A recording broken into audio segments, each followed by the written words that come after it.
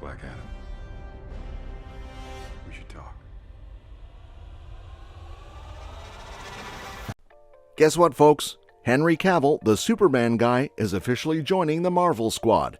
Yep, he's all set to play a cool new Marvel character.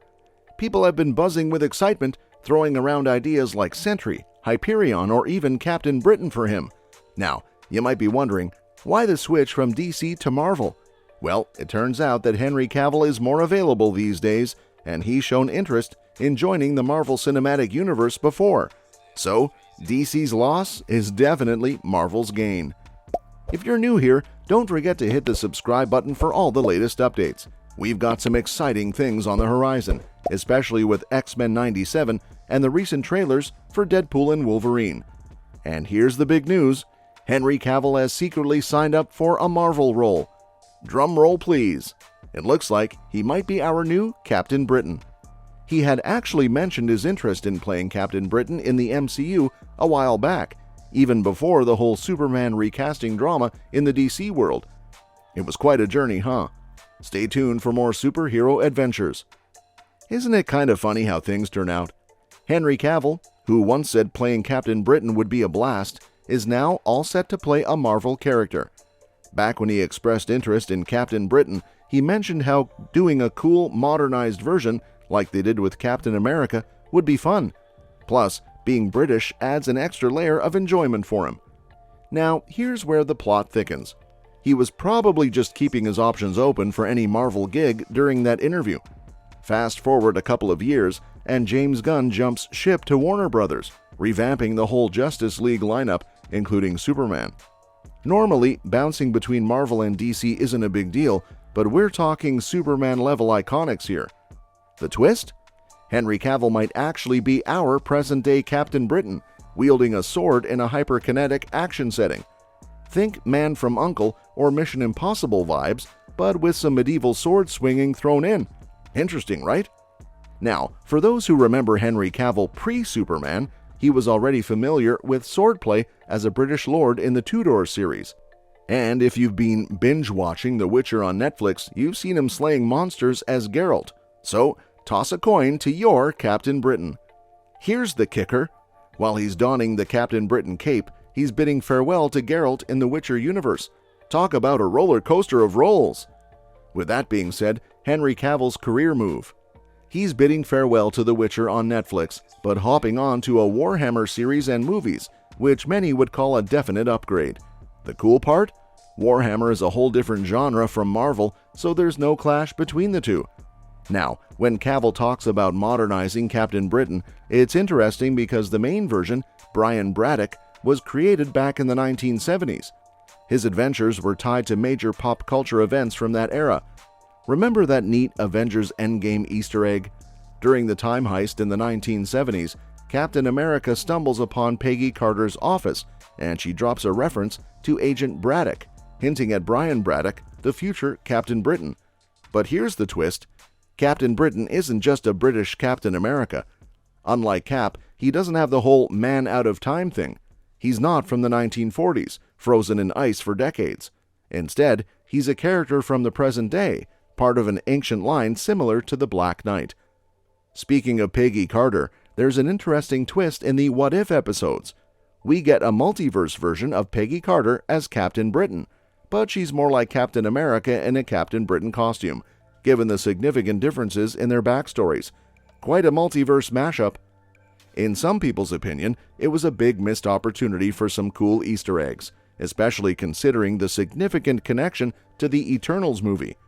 Captain Britain's backstory shares similarities with Dane Whitman's Black Knight, whom Kit Harington will be portraying in the MCU. Both stories draw heavily from King Arthur mythology, British legends, magic, and characters like Merlin, who can travel through time and the multiverse. Now, here's a spoiler warning for the Eternals movie. During the film, when the Eternals return to their spaceship, the Domo, in the present day, they discover that Makkari has been living there for centuries, collecting hints and stealing priceless artifacts. In a scene where Thena picks up a sword and reminisces about their time in Camelot with King Arthur and others, Sprite asks if it's the Ebony Blade, a significant Black Knight Easter egg. However, Thena reveals that it's Excalibur, the legendary sword given to Arthur by the Lady of the Lake, suggesting that King Arthur and the Camelot legends were real historical events in the MCU. This ties to Doctor Strange's realm of magic, as Merlin was the sorcerer supreme of his era. Bringing it back to magical swords, Captain Britain, in addition to Excalibur, wields the Amulet of Right and the Sword of Might, as seen briefly in the Eternal movie's post-credit scene. When a new Captain Britain is chosen, Merlin and his daughter Roma offer the candidate a choice between the amulet and the sword, serving as a test of character.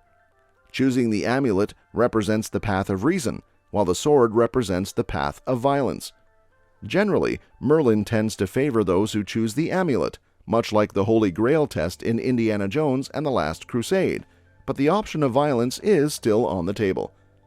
For those who don't know, Captain Britain gains his powers by choosing between the amulet and the sword. While both items are powerful, his abilities mainly stem from interdimensional energies concentrated around the British Isles and the magical realm of Avalon in the Otherworld. This mystical field is connected to Captain Britain's costume, serving as a source of energy. His powers include enhanced strength, stamina, durability, and speed, akin to those of Captain America, but with the added ability to fly due to the amulet. As we look forward to Marvel's Phases 5 and 6, the emphasis on multiverse tropes continues, with Deadpool and Wolverine being significant examples. These tropes might undergo changes, as hinted by Deadpool's trailer, potentially marking a shift in the MCU. The concept of introducing Captain Britain in the MCU has been around for a while, with Kit Harington's Black Knight character serving as a lead-in to more mystical, fantasy-based stories. The idea is to explore characters like Captain Britain in a present-day setting without it feeling awkward or out of place. A Disney Plus series for Black Knight could further delve into King Arthur mythology, providing additional context to the MCU Merlin and the history of the Ebony Blade and connecting these elements to the Eternals. Recent announcements suggest Marvel's plan to form a British Excalibur-type team featuring Kit Harington's Black Knight and Emilia Clarke's Gia from Secret Invasion, working alongside Sonya Falls, akin to a British Nick Fury. There's also speculation about Henry Cavill joining as a version of Captain Britain, contributing to this British Avengers dynamic. While some fans might have hoped for Henry Cavill to portray characters like Sentry or Hyperion, recent reports indicate Lewis Pullman has been cast as Sentry in the Thunderbolts movie. However, plans can change, and the dynamics of MCU characters may evolve.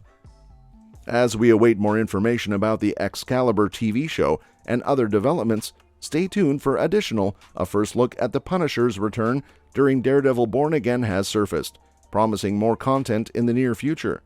Keep an eye out for upcoming Daredevil and Wolverine videos as well. Your continued support is appreciated, and I look forward to bringing you more updates in the next one.